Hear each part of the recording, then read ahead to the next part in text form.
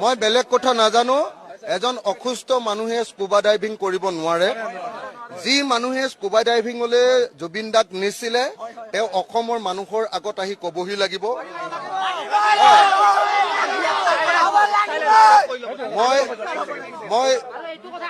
মই একদম মই স্পষ্টকে কৈছো আমাক কোনো নৰ্থ ইষ্ট ফেষ্টিভেল আমাক সিংগাপুৰত পাতিব নালাগে সিংগাপুৰৰ মানুহ আহি নৰ্থ ইষ্টত ফেষ্টিভেল চাবলৈ আহিলে আহিব পাৰে কিন্তু আমাৰ জুবিন গাৰ্গক নৰ্থ ইষ্ট ফেষ্টিভেললৈ নি